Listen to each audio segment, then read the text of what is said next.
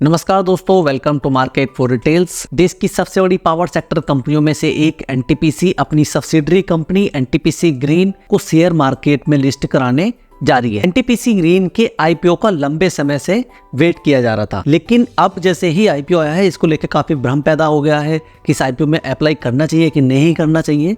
वजह है कंपनी की वैल्यूएशन। तो हम इस आईपीओ तथा कंपनी का डिटेल से एनालिसिस कर लेते हैं, साथ ही पीर कंपनी के साथ में इसका कंपैरिजन कर लेते हैं और आने वाली संभावनाएं कैसी दिख रही हैं, यानी हमें लॉन्ग टर्म व्यू यहाँ से कैसा दिख रहा है, हमें अप्लाई करना चाहिए या फिर लिस्टिंग के बाद ज्यादा सही रहेगा इसको बाय करना। हम बिल्कुल डिटेल से एनालिसिस इस वीडियो में करने वाले हैं। बात करूं अगर मैं एनटीपीसी ग्रीन की, तो ये ज्यादा पुरानी कंपनी नहीं है।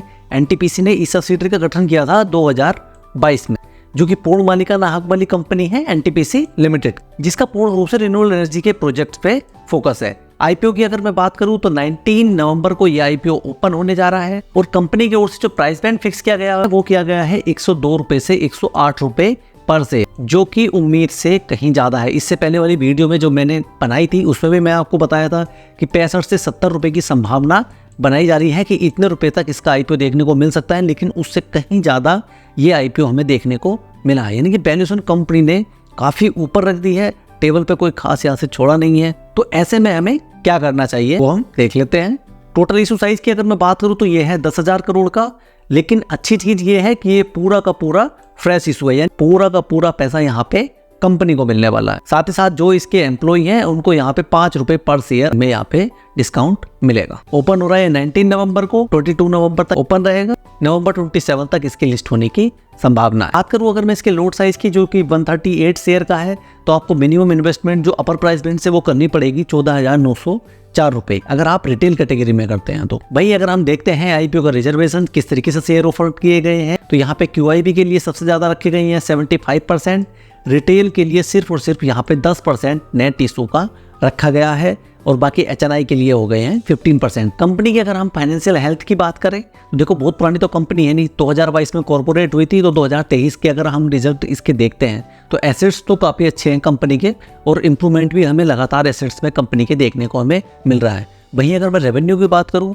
तो जो 31 मार्च 2023 तक 170 करोड़ रुपए का रेवेन्यू जनरेट किया था कंपनी ने, वो बढ़ के हो गया था 2037 करोड़ रुपए। इसके बाद ही प्रॉफिट आफ्टर टैक्स में भी हमें काफ़ी अच्छी बढ़ोतरी यहाँ पे देखने को मिल रही थी, जो कि 344 करोड़ रुपए रहा था। वहीं अगर सितंबर क्वार्टर के जो कंपनी ने रिजल्ट जारी किए थे उसमें भी शानदार वृद्धि हमें देखने को मिली थी। लेकिन साथ ही साथ हमें जो देखने वाली चीज़ है वो ये है कि कंपनी के ऊपर एक भारी भरकम कर्जा है। 17,057 करोड़ रुपए का कंपनी के ऊपर देनदारी है, जिसे कंपनी इस आईपीओ के जरिए जुटाई हुई रकम से पार्सली पेमेंट करके कुछ उसे कम करने की यहाँ पे कोशिश करेगी। अब अपर प्राइस बैंड के हिसाब से हम इसके की परफॉर्मेंस इंडिकेटर अगर देखते हैं तो लगभग अगर आप मार्केट कैपिटलाइजेशन की अगर बात करते हैं तो अपर प्राइस बैंड से बैठेगा ये 91,000 करोड़ रुपए। वहीं आप रिटर्न ऑन इक्विटी देखो मात्र 7% की है, जबकि डेट टू इक्विटी देखोगे तो लगभग 2 की है, यानी कि काफी ऊपर कर्जा है कंपनी के ऊपर, जो मैं ऑलरेडी आपको बता चुका हूँ। अभी हाल ही में बारी एनर्जी लिस्ट हुई थी, उसका भी अगर आप देखोगे अनलिस्टेड मार्केट में बारी एनर्जी का प्राइस जो चल रहा था वो 2950 रुपए चल रहा था, लेकिन इसके बावजूद कंपनी ने 1500 रुपए प्राइस बैंड फिक्स किया था, जिसे यानी कि काफी टेबल के ऊपर छोड़ा गया था और बहुत अच्छा रेस्पॉन्स भी हमें देखने को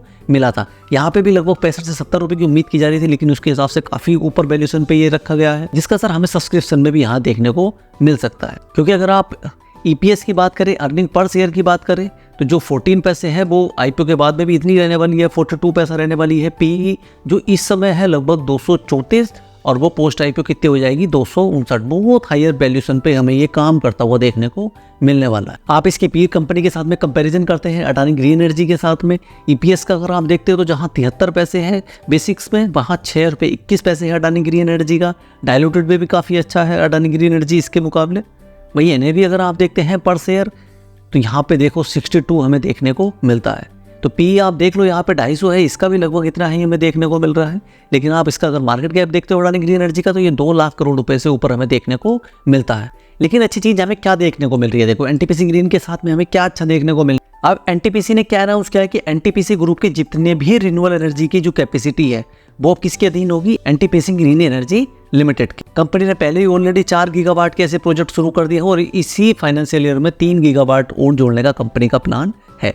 कंपनी के प्रवक्ता ने क्या बताया था कि नेक्स्ट ईयर जो है हमारी रिन्यूएबल एनर्जी कैपेसिटी में 5 गीगावाट की वृद्धि होती हुई देखने को मिलेगी और उससे अगले साल हम 8 गीगावाट यानी कि फाइनेंशियल ईयर 27 तक हमारी ऑपरेशनल अगर रिन्यूएबल एनर्जी जो कैपेसिटी है 19.4 गीगावाट हो जाएगी, क्योंकि कंपनी लगातार अपने नए एमओयू साइन कर रही है, जिसमें गुजरात के कच्छ जिले में कंपनी सबसे बड़े रिन्यूएबल एनर्जी प्रोजेक्ट का निर्माण कर रही है, जिसमें 2.5 गीगावाट के 2 सोलर प्रोजेक्ट शामिल हैं। इसके साथ ही साथ कंपनी राजस्थान और महाराष्ट्र में 25 गीगावाट और 10 गीगावाट के रिन्यूएबल एनर्जी प्रोजेक्ट विकास के लिए एक joint venture agreement already sign किया हुआ था। कंपनी ने आंध्र प्रदेश में भी ग्रीन हाइड्रोजन हब विकसित कर रही है। इसके अलावा NTPC green energy grid scale battery storage system स्थापित करने का इरादा रखती है, जो 24 घंटे 2 गीगावाट का रिन्यूएबल एनर्जी कैपेसिटी विकसित कर रही है। यानी कंपनी के फ्यूचर को लेके काफी संभावना हमें यहाँ से नजर आती है, जिस तरीके से कंपनी नए नए प्रोजेक्ट साइन कर रही है।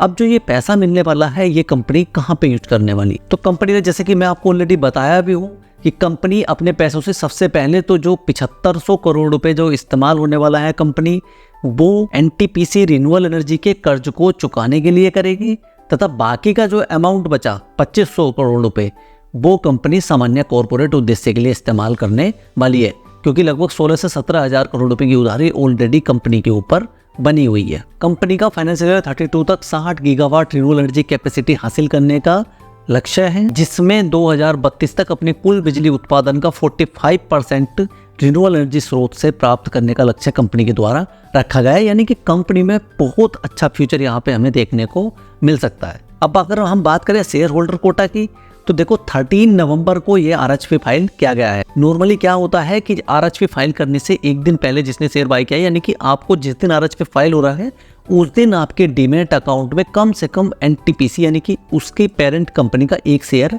होना चाहिए।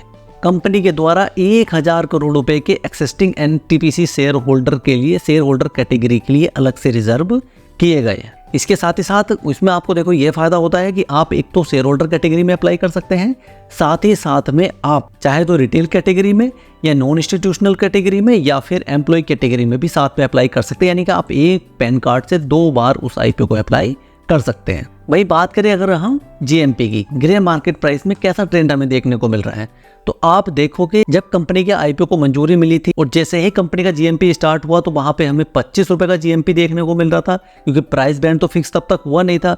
लेकिन जैसे जैसे खबरें बाहर सामने आने लगी, कंपनी के द्वारा बताया गया कि उसका लगभग अपना 100 रुपए के आसपास वो शेयर का अपना वैल्यूएशन चाह रही है, उसके बाद देखोगे तो लगातार हमें जीएमपी में गिरावट देखने को मिल रही है।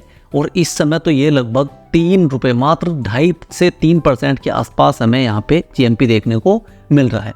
यानी साफ पता चल रहा है कि कंपनी की ओर से काफ़ी हायर वैल्यूएशन पे ये आईपीओ लाया गया है। और इस समय अगर आप देखोगे तो मार्केट के सेंटिमेंट काफ़ी इस टाइम वीक चल रहे हैं, लगातार हमें मार्केट में गिरावट देखने को मिल रही है।